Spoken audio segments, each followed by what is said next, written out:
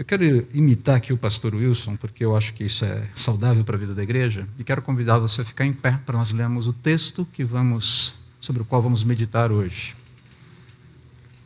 Nós leremos juntos, ok? Para ficar mais fácil. Tá? A versão que eu estou utilizando aqui é a nova versão transformadora, a NVT. Você pode acompanhar durante a mensagem, tem aí na sua Bíblia, pode ser uma outra versão, mas a versão que nós utilizamos aqui tem sido a NVT, ok? Então vamos lá? Portanto, uma vez que estamos rodeados de tão grande multidão de testemunhas, livremo-nos de todo o peso que nos torna vagarosos e do pecado que nos atrapalha, e corramos com perseverança a corrida que foi posta diante de nós. Mantenhamos o olhar firme em Jesus, o líder e aperfeiçoador de nossa fé. Por causa da alegria que o esperava, ele suportou a cruz sem se importar com a vergonha. Agora, ele está sentado no lugar de honra à direita do trono de Deus. Pensem em toda a hostilidade que ele suportou dos pecadores. Desse modo, vocês não ficarão cansados e nem desanimados. Afinal, ainda não chegaram a arriscar a vida na luta contra o pecado. Acaso vocês se esqueceram das palavras de ânimo que Deus lhes dirigiu como filhos dele? Ele disse: meu filho, não despreze a disciplina do Senhor, não desanime quando ele o corrigir, pois o Senhor disciplina quem ele ama e castiga todo aquele que aceita como filho. Enquanto suportam essa disciplina de Deus, lembrem-se que ele os trata como filhos. Quem já ouviu falar de um filho que nunca foi disciplinado pelo pai? Se Deus não os disciplina como faz com todos os seus filhos, significa que vocês não são filhos de verdade, mas ilegítimos. Uma vez que respeitávamos nossos pais terrenos que nos disciplinavam, não devemos nos submeter ainda mais à disciplina do Pai de nosso espírito e assim obter vida? Pois nossos pais nos disciplinaram por alguns anos como julgaram melhor. Mas a disciplina de Deus é sempre para o nosso bem, a fim de que participemos de sua santidade. Nenhuma disciplina é agradável no momento em que é aplicada. Ao contrário, é dolorosa. Mais tarde, porém, produz uma colheita de vida justa e de paz para os que assim são corrigidos. Portanto, revigorem suas mãos cansadas e seus joelhos enfraquecidos. Façam caminhos retos para seus pés, a fim de que os mancos não caiam, mas sejam fortalecidos. Esforcem-se para viver em paz com todos e procurem ter uma vida santa, sem a qual ninguém verá o Senhor. Cuidem uns dos outros para que nenhum de vocês deixe de experimentar a graça de Deus. Fiquem atentos para que não brote nenhuma raiz venenosa de amargura que cause perturbação, contaminando muitos. Vigiem para que ninguém seja imoral ou profano, como Esaú, que trocou seus direitos como filho mais velho por uma simples refeição. Como vocês sabem, mais tarde, quando ele quis a bênção do pai, foi rejeitado. Era tarde para que houvesse arrependimento, embora ele tivesse implorado com lágrimas. Vocês não chegaram a um monte que se pode tocar, a um lugar de fogo ardente e escuridão, trevas e vendaval, ao toque da trombeta e a voz tão terrível que aqueles que a ouviram suplicaram que ainda lhes fosse dito, que nada mais lhes fosse dito, pois não podiam suportar a ordem que recebiam. Se até mesmo um animal tocar no monte, será apedrejado. O próprio Moisés ficou tão assustado com o que viu, a ponto de dizer: fiquei apavorado e tremendo de medo. Vocês, porém, chegaram ao monte Sião, à cidade do Deus vivo, a Jerusalém celestial, aos incontáveis milhões de anjos em alegre reunião, à congregação dos filhos mais velhos, cujos nomes estão escritos no céu. E a Deus, que é juiz de todos, aos espíritos dos justos nos céus e agora aperfeiçoados. A Jesus, o mediador da nova aliança, e ao sangue aspergido, que fala de coisas melhores do que falava o sangue de Abel. Tenham cuidado para não se recusarem a ouvir aquele que fala, porque se aqueles que se recusaram a ouvir o mensageiro terreno não escaparam, certamente não escaparemos se rejeitarmos aquele que nos fala do céu. Quando Deus falou naquela ocasião, sua voz fez a terra tremer, mas agora ele promete: mais uma vez farei tremer não só a terra, mas também os céus. Isso significa que toda a criação será abalada e removida, de modo que permaneçam apenas as coisas inabaláveis. Portanto, uma vez que recebemos um reino inabalável, sejamos gratos e agrademos a Deus com reverência e santo temor, porque nosso Deus é um fogo consumidor. Podem se assentar. Os erros de digitação não são da NVT, são meus, ok? Na semana passada, quando o pastor Wilson falou sobre a fé que fortalece, a fé que dá esperança, nós somos lembrados que a principal característica da fé cristã é sua transcendência. Ou seja, a construção de uma narrativa de vida que tem como centro e lastro das suas convicções, satisfação e esperança a pessoa de Deus, o caráter de Deus e a execução da vontade soberana de Deus na história. Muito mais que a intervenção pontual favorável de Deus na vida dos indivíduos. Não é que Deus não haja na vida dos indivíduos, mas o foco maior não é esse, ainda que ele haja.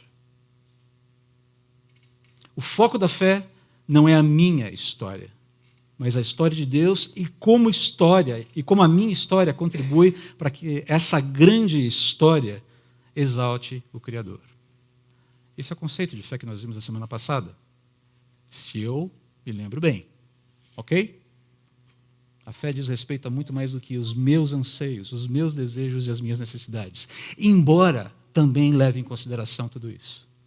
Mas está muito mais focado em Deus, na sua glória e na sua história. Essa é a ideia aqui.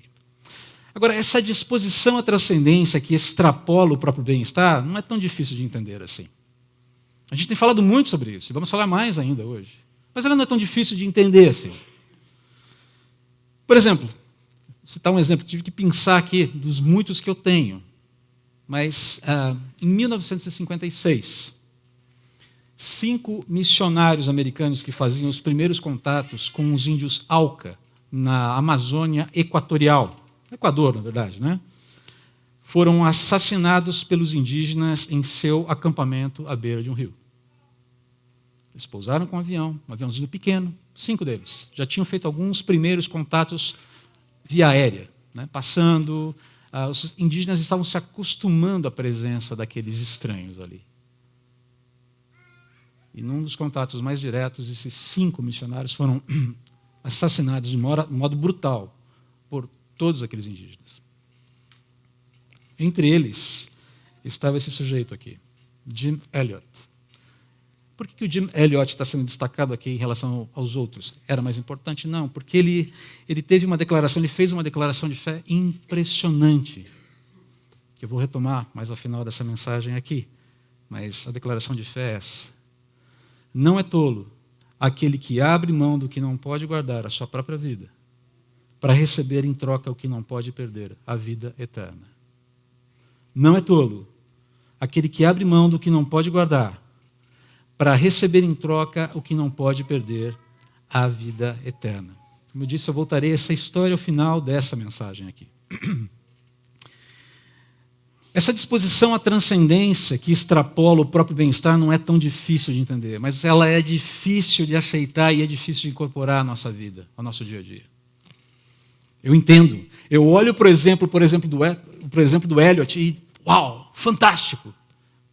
Mas aceitar isso na minha vida, incorporar isso na minha própria vida é uma outra história. A dificuldade reside em aceitar para mim e incorporar no meu viver.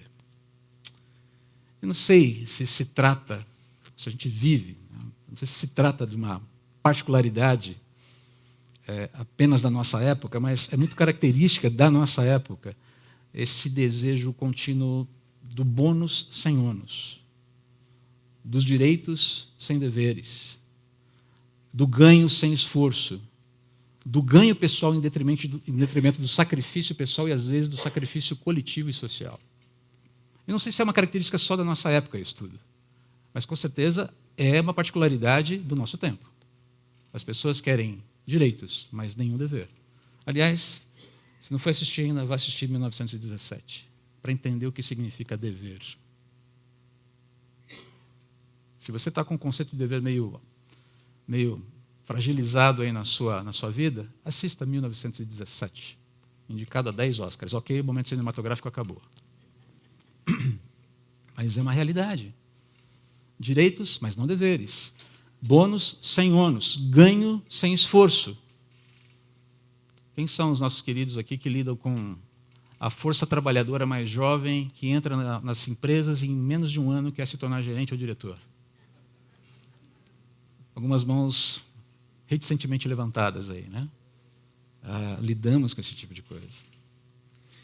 Quando nós chegamos no penúltimo capítulo aqui de Hebreus, o autor da carta ele já está fechando seus argumentos e apresentando conclusões praticamente como um checkmate em 3 movimentos aqui. E ele está falando justamente sobre e usando esses 3 movimentos que a gente vai ver agora, ele está falando dessas disposições / indisposições de direitos, deveres, bônus, ônus e coisas do tipo. E esses 3 movimentos da conclusão são marcados pelos versículos 1, 12 e 28 do texto. Ali você tem aquela introdução da partícula, daquela conjunção conclusiva portanto, está lá no grego e é traduzido para o português também como portanto, se bem que na NVT ele omite aí no último versículo, mas ele existe no grego. Posso garantir para você que está lá, ok?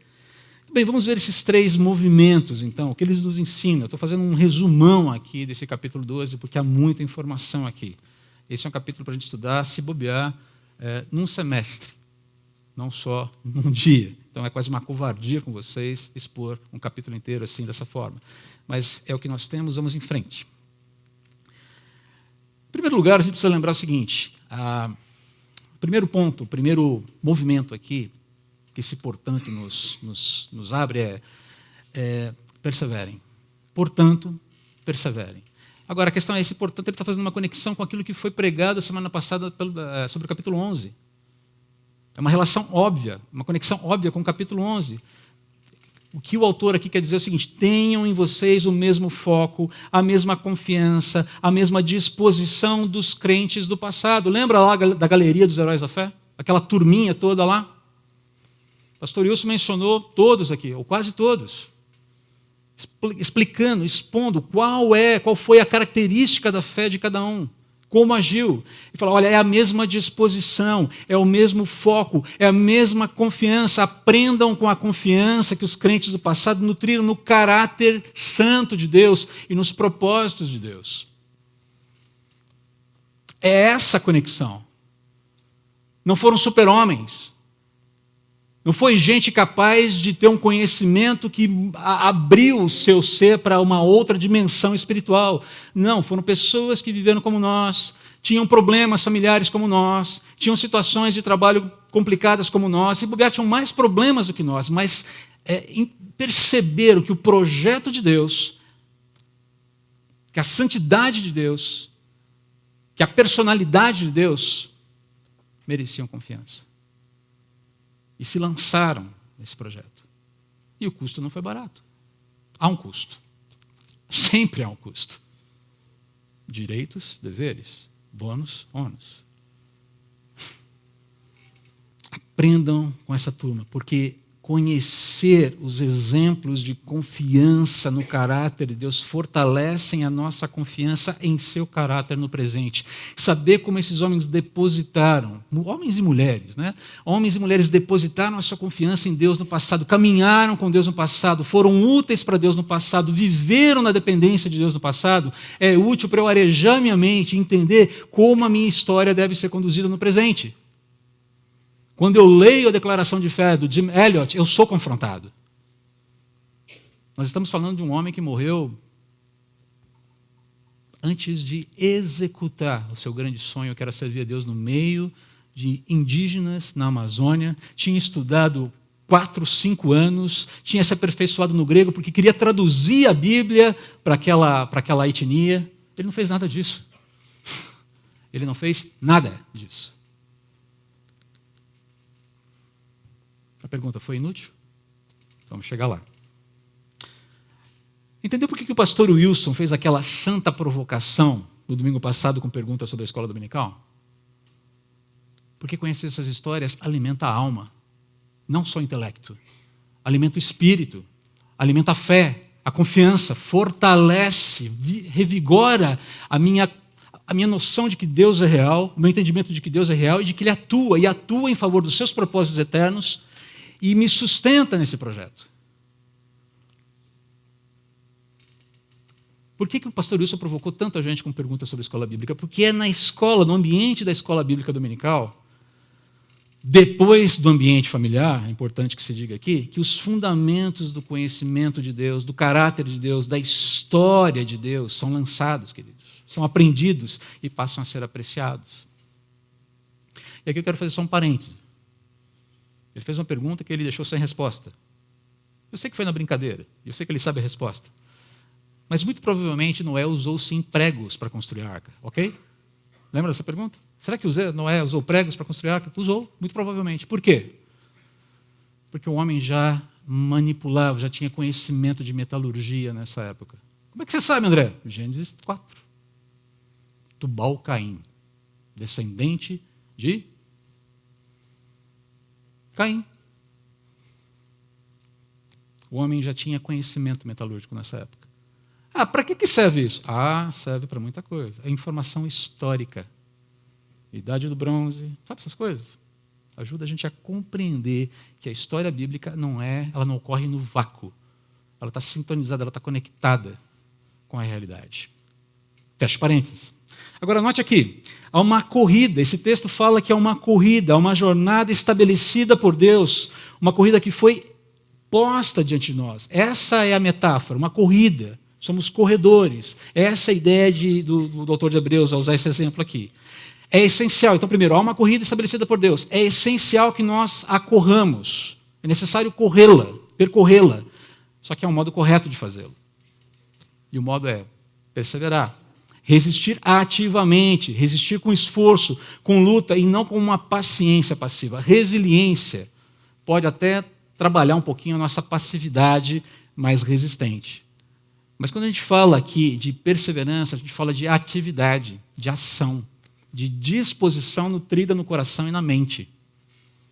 Não tem como fugir disso. Persevere. O que você faz? Eu vou sentar aqui então e esperar a perseverança chegar. Entrar por osmose. Não vai acontecer. Perseverar.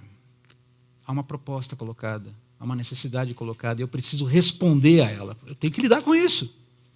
Eu tenho que desembrulhar esse pacote. E por que perseverar na jornada cristã? Ou melhor, para que a gente persevere na jornada cristã, nós precisamos de algumas decisões, tomar algumas decisões e tomar algumas práticas e praticar algumas coisas. A primeira delas, despir-nos do que nos atrapalha. É o que o texto está falando. Arrancar da nossa vida aquilo que está atrapalhando. Pararmos de estar em um estado ou condição que nos impeça de avançar, seja pecado ou não. Pode ser pecado, pode não ser, mas a questão é que pode estar atrapalhando. Você vai, como assim? Não é tudo pecado? Não necessariamente. Deixa eu dar um exemplo para vocês muito interessante, um testemunho muito interessante de um amigo nosso, que morou nos Estados Unidos, trabalhou numa empresa muito boa, norte-americana, e estava com a vida muito bem encaminhada lá. 27 anos, rapaz jovem, bonitão, carrão, apartamento legal, tudo ia muito bem. Aí um dia, ele conta a história muito interessante. Morando no apartamento sozinho, estilo Melrose, sabe? Deitado, ele acordou num sábado de manhã, tinha um jogo da NBA para assistir à tarde, ele espreguiçou na cama. E ele é grande. Ele falou, estou começando a ficar acostumado com esse estilo de vida. Preciso fazer alguma coisa. Ele percebeu o perigo. Tinha alguma coisa errada? Não. Baladeiro? Não. Tinha uma vida decente. Mas ele percebeu o perigo que estava ali adiante dele. e tomou as medidas para mudar esse tipo de... Ele assumiu riscos. E a vida dele mudou. Inclusive, houve impacto profissional e financeiro. Mas a vida que ele leva hoje, apesar do impacto profissional e financeiro, é uma vida mais centrada e próxima de Deus. Ele percebeu o perigo. Falei, cara, estou sentindo cheiro de enxofre aí. Ou como diz um amigo meu, estou sentindo o cheiro de chifre queimado. É melhor vazar.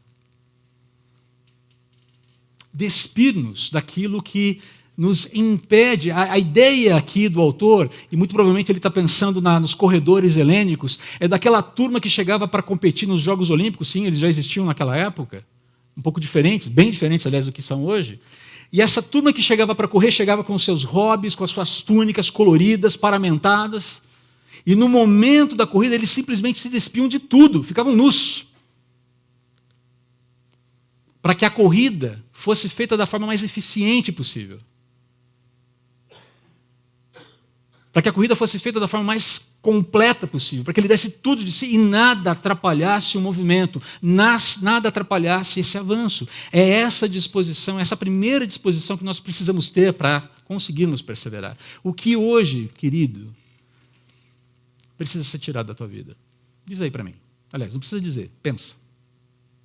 Quais são as coisas? Isso aqui está cheirando chifre queimado.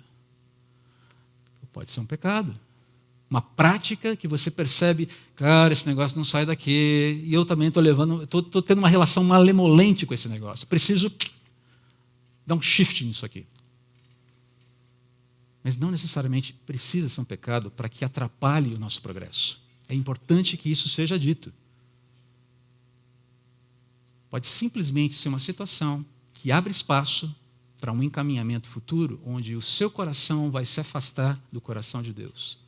Onde a sua vida vai ficar o seu coração vai ficar muito mais afeito àquilo que a vida pode te dar do que aquilo que Deus pode te oferecer. Isso é possível. Isso é possível. O que precisa sair? Ou quais são as relações que precisam ser recalibradas no meu coração para que eu tenha um andar correto, uma dinâmica adequada com a minha profissão, com o meu cônjuge, com os meus filhos, com os meus pais, com os meus bens. Sabe, cabe tudo aqui. Despir-nos, às vezes, é simplesmente recalibrar as nossas disposições. Nos abrirmos para que Deus nos mostre, André, isso aqui está fora do prumo, queridão.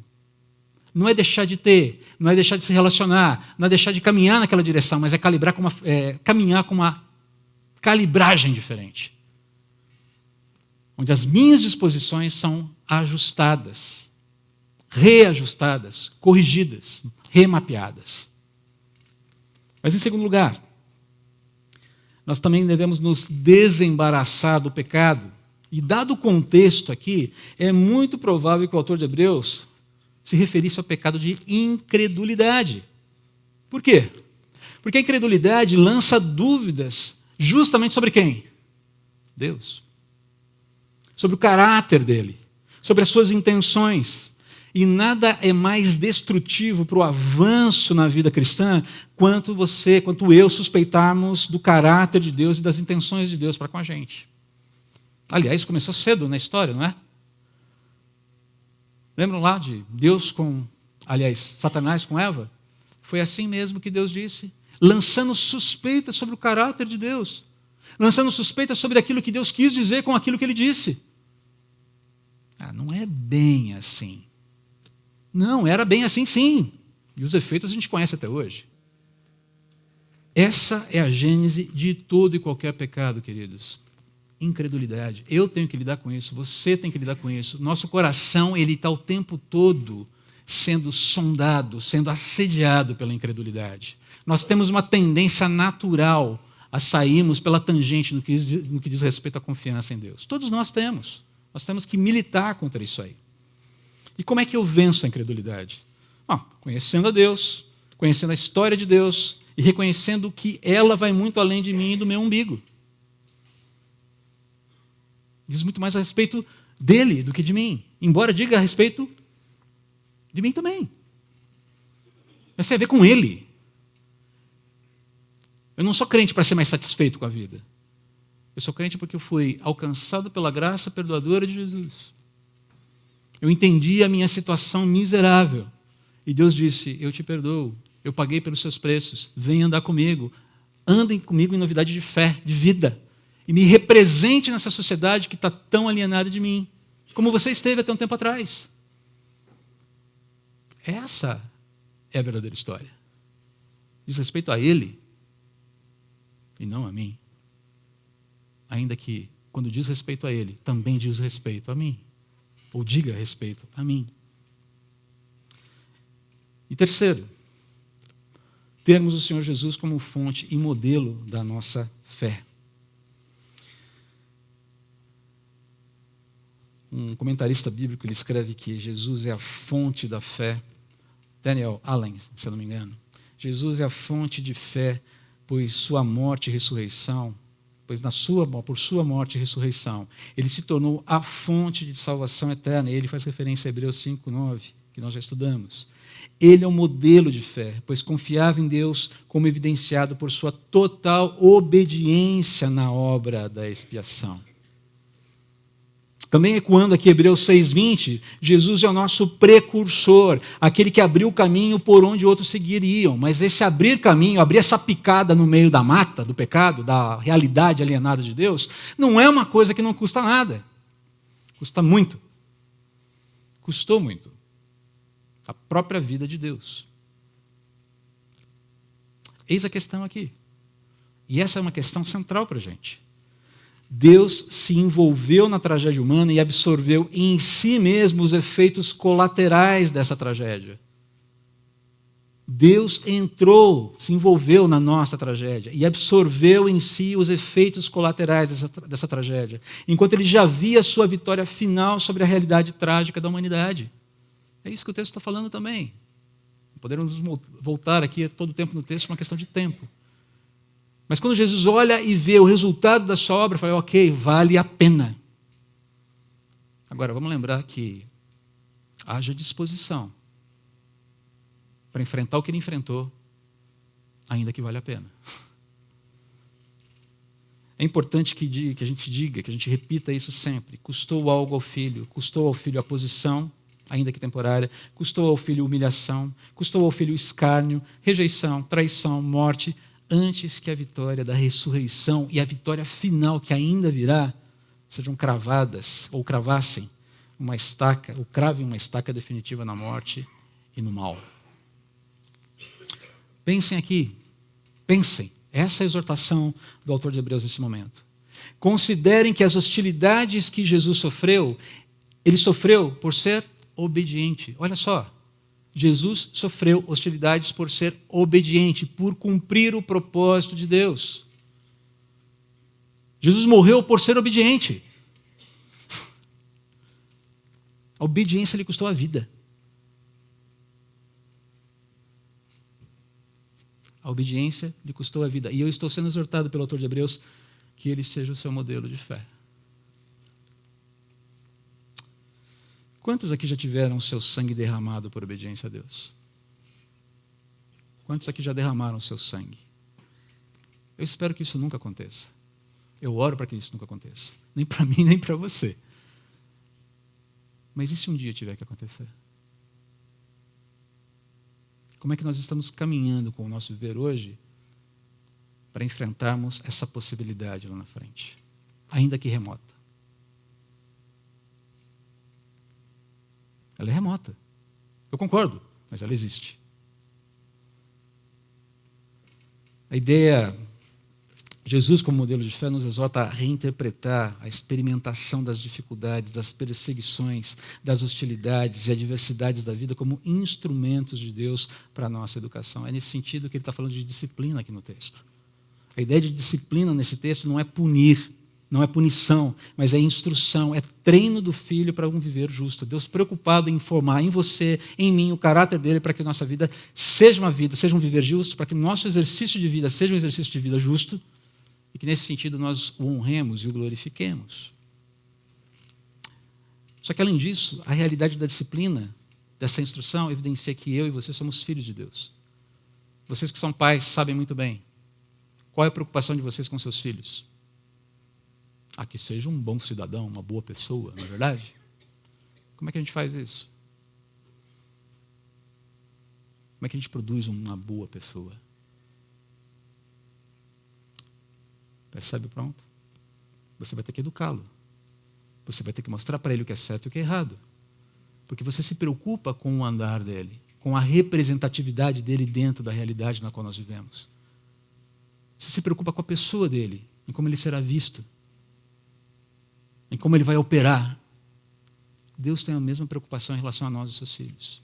O mesmo desejo de que a nossa representatividade, ou essa representação dele, seja eficiente, que nós sejamos úteis. Essa é a ideia aqui. Filiação, a disciplina, ela cuida da filiação.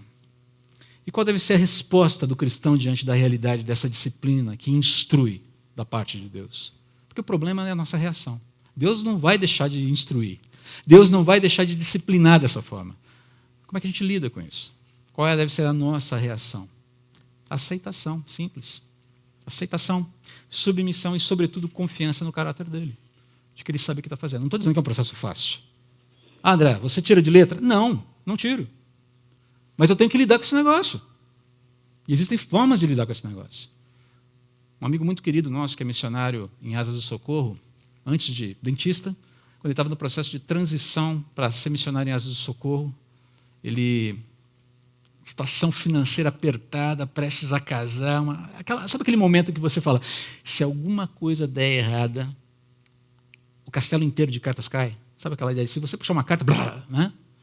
E um dia ele, no banco, tinha um carro ali, é o único bem que ele tinha, um carro velhinho, sem seguro, passou no banco, foi tirar dinheiro para alguma necessidade, um pagamento de uma conta, eu não lembro exatamente o que foi. E ele foi roubado e o dinheiro também. E aí ele conta a experiência dele, o coração destruído. Chegou, sentou na guia da calçada em frente ao banco. E ele disse assim, falou, eu não me esqueço do que ele disse até hoje, falou, Senhor, eu não entendo. Eu não estou entendendo. Mas a única coisa que eu peço para o Senhor é, por favor, glorifica o teu nome nessa situação. Está vendo? O foco não está aqui. Está doendo, Deus. Está desconfortável. Perdi meu carro, perdi minha grana, não estou entendendo, mas glorifica o teu nome. Não sei de que maneira faz esse negócio virar algo bom, que exalte o teu nome. Algumas coisas bonitas aconteceram na sequência disso, não tenho tempo para contar aqui. Mas eu creio que essa é a forma correta de lidar com a inquietação, do processo de disciplina de Deus. Senhor, eu não entendo, mas eis-me aqui. Eis-me aqui. Não entendo, eis-me aqui. E às vezes o que você pode oferecer só depois do Senhor, eu não entendo, eis-me aqui, é sentar-se no canto escuro da sala e chorar copiosamente, sendo acolhido pelos braços de Deus.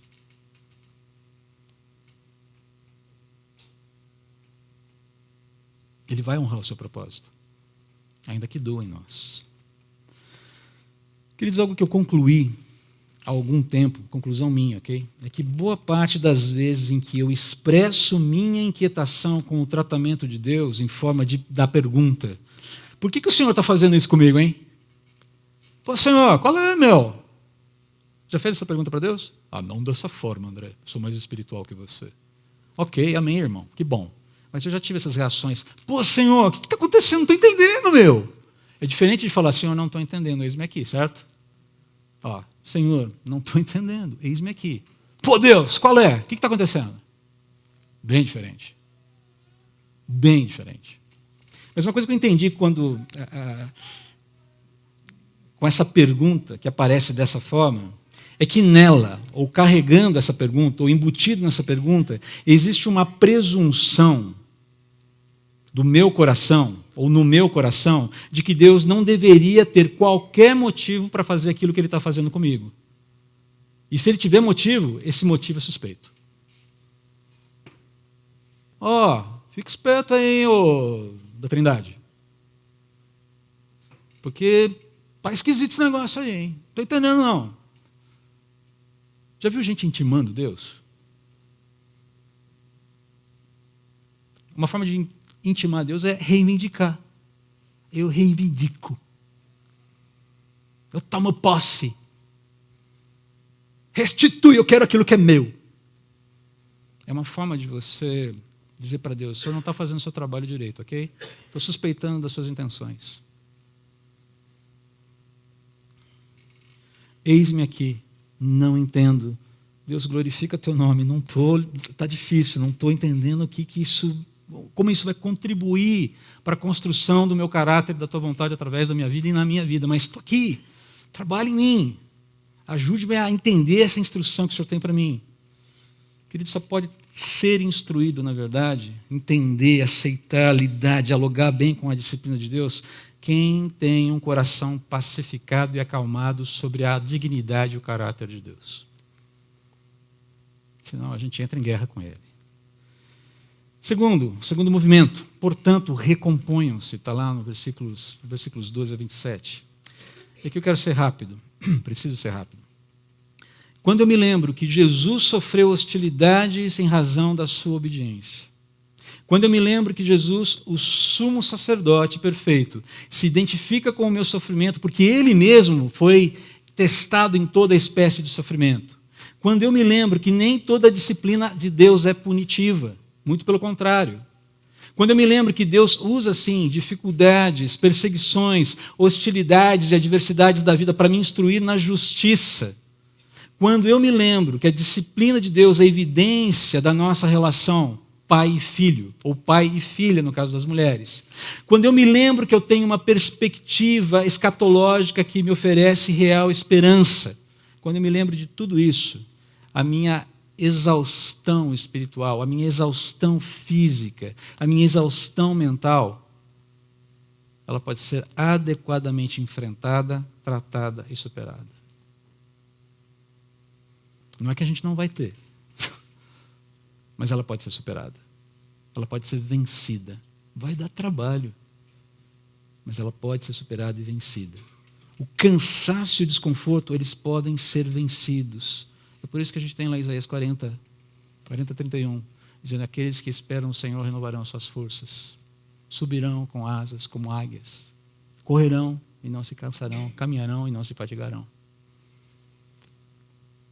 Porque existe a possibilidade de renovação da mente, do físico e das emoções. Isso é uma realidade. Isso existe. Mas note que essa dinâmica nos transcende. O verdadeiro exercício da piedade pessoal, dessa piedade pessoal, sempre vai reverberar na direção do próximo. O texto está falando sobre isso a partir do versículo 12. Perceba a lista de deveres dos cristãos verdadeiramente piedosos que está no texto. Aqui eu vou resumir muito rapidamente. Não ser motivo de tropeço ou embaraço para irmãos em Cristo ou pessoas a caminho da fé. Ser promotor da paz. Ser engajado com o viver que represente, reverencie e honre a Deus na intimidade e na sociedade. Não adianta querer representar a Deus no coletivo, se no individual eu... Conduzir e deixar-se conduzir a graça de Deus, seu perdão e restauração. Eu não posso ser um empecilho para que as pessoas sejam alcançadas pela graça de Deus. E eu também não devo resistir quando o outro é instrumento de Deus para que a graça dele seja manifestada na minha vida. Engajar-se na resolução bíblica de problemas de relacionamentos e no cuidado, pastoreio e tratamento do próprio coração e do coração dos irmãos. Batalhar continuamente para que os irmãos em Cristo sejam responsáveis e reverentes com os seus privilégios e deveres como filhos de Deus. O meu trabalho como pastor é cuidar para que eu não resvale em nenhum desses erros, nenhuma dessas exigências, mas também para que todo o rebanho que foi confiado a mim e a outros pastores caminhe bem, caminhe nessa frequência, se alinhando cada vez mais a essa frequência.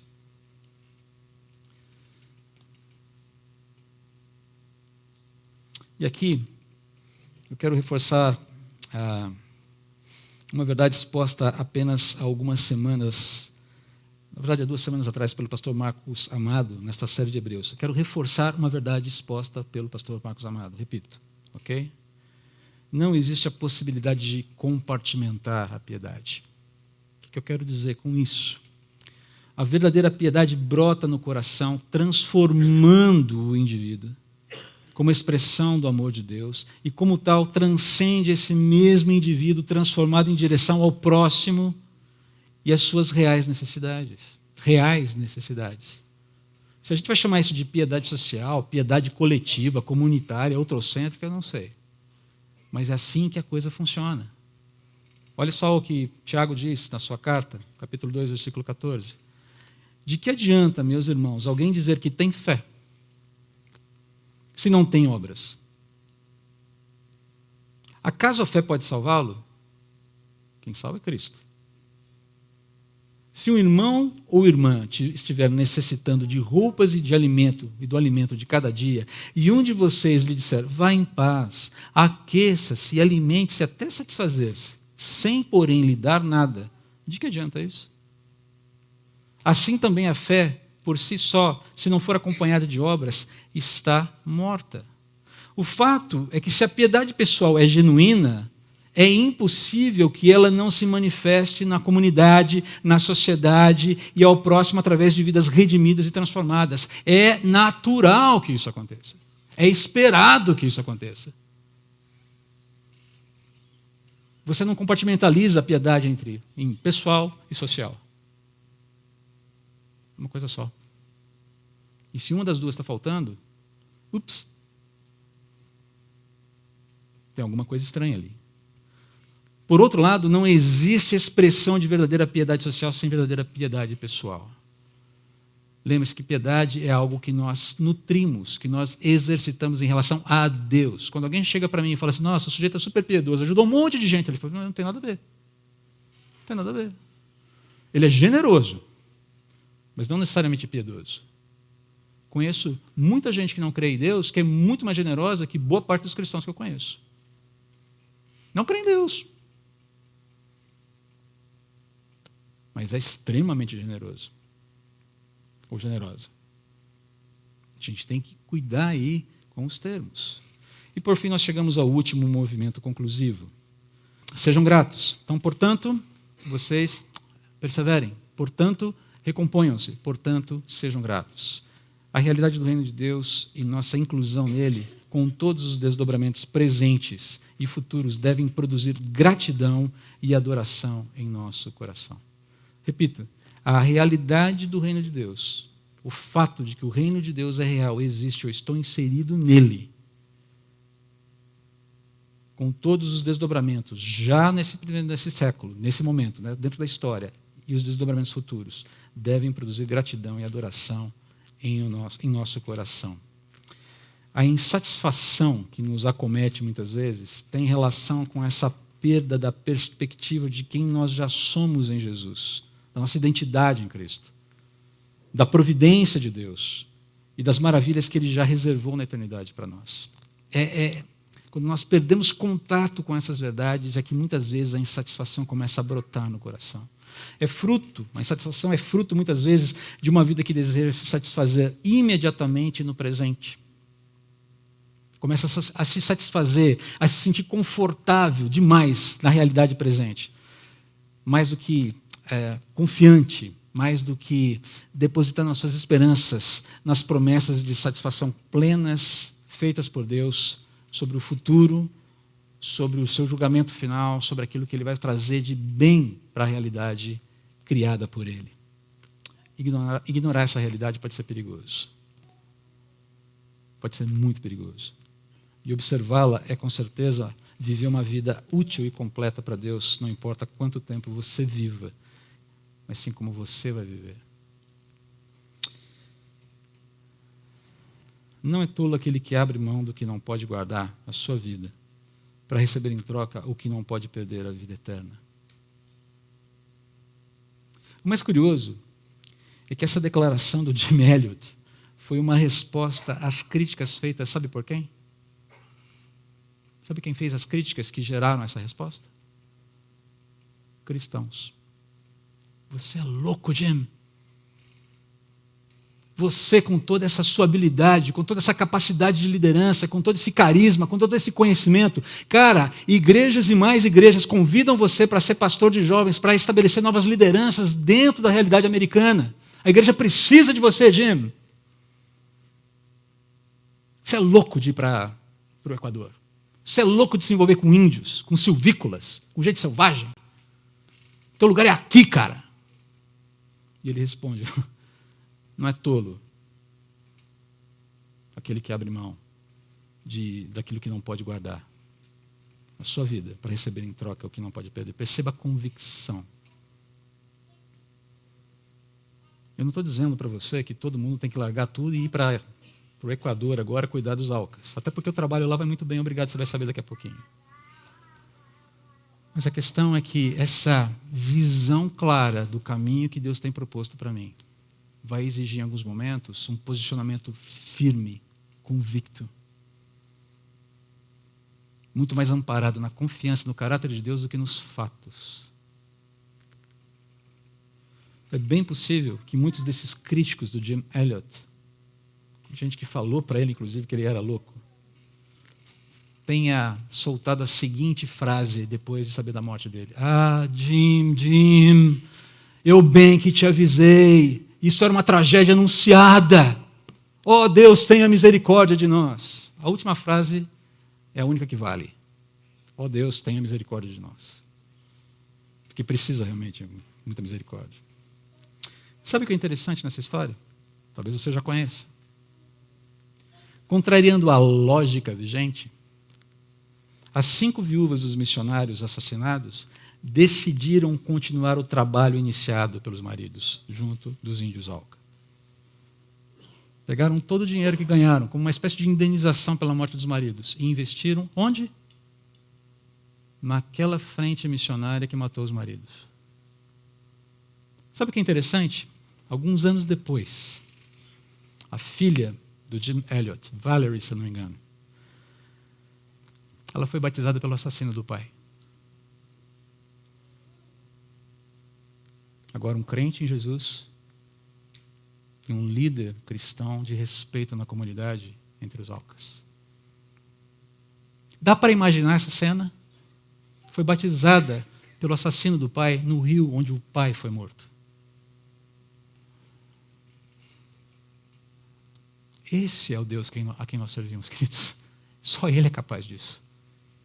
É esse tipo de intensidade de reino que Deus nos chama para viver. Sabe o que é interessante? Que na equipe missionária que trabalha entre os Aucas, não sei se ainda hoje, mas recentemente, estejam lado a lado parceiros de ministério. Steve Sant, filho de um dos missionários mortos, e um dos assassinos do seu pai. Hoje também um líder, um pastor autóctone, salvo por Jesus. Trabalham lado a lado. O homem que matou meu pai, redimido por Jesus, irmão em Cristo, hoje é um companheiro de ministério. Não é interessante como o reino de Deus funciona? A partir da tragédia daqueles 5 homens, aquele lugar se abriu para o Evangelho. Vidas foram alcançadas. E só a eternidade vai conseguir mostrar para a gente toda a contabilidade daquela tragédia. Contabilidade positiva. Como disse um pastor muito querido recentemente, não desperdice a sua tragédia. Ela pode ser muito útil nas mãos de Deus. Deus disciplina quem ama. E queridos, eu estou falando isso aqui com o coração tremendo. Com o coração tremendo. Não importa quanto tempo você viverá, mas como você viverá. Essa foto foi tirada 1 ano antes da morte deles. Morreram em 55. Morreram em 56. Essa foto foi tirada em 55. Muito provavelmente perto do lugar onde eles foram realmente mortos. Aos olhos de Deus, o Jim Elliot, que é esse primeiro aqui, do lado de lá, é a foto central ali no destaque. e os seus colegas missionários viveram vidas completas e úteis para Deus. Não foram embora antes do tempo, foram embora no tempo certo. Cumpriram o seu chamado. Mas o Jim não traduziu nenhum livro do Novo Testamento, nenhuma cartinha do Novo Testamento para a língua dos Aucas. Tinha se preparado tanto para isso. Ok, isso você pode resolver com Deus quando você chegar na eternidade. O fato é que ele viveu uma vida completa. Ele cumpriu o seu chamado. Ele entregou a sua vida. Cumpriu a carreira. Guardou a fé. E foi recebido de braços abertos pelo Senhor que o salvou. E os desdobramentos disso a gente ouve até hoje. 70 anos depois, essa história ainda é contada. Essa história gerou uma das maiores mobilizações missionárias do século XX. Gente que foi impactado pela história desses homens e se dispôs a servir a Deus. Uma das maiores mobilizações de missionários do século XX aconteceu depois desse episódio. Seminário Bíblico Palavra da Vida, acampamento Palavra da Vida, Estância Palavra da Vida, surgiram na esteira desses homens. Se você já foi ao acampamento Palavra da Vida, no Salão Alca, que tem esse nome não por acaso, há um mural. O mural é uma noite bonita, cheia de árvores na selva, com um rio correndo, em um aviãozinho amarelo pousado numa das margens. Esse mural está lá há 40 anos. E é sempre referenciado para a moçadinha que está lá, sobre esse é o Deus a quem nós servimos. Esse é o Deus a quem você pode servir. Esse é o Deus que vive, cujo caráter é santo, digno e de quem você não precisa ter medo e nem precisa suspeitar. Aos olhos de Deus viveram vidas completas. E eu? E você? Nós desejamos viver essa vida completa e útil para Deus a partir de agora? A partir de hoje? Quais são as coisas que você não pode guardar, que precisam ser entregues para Deus? O que está impedindo você de se render ao Senhor soberano e ser mais útil para Ele? O que impede?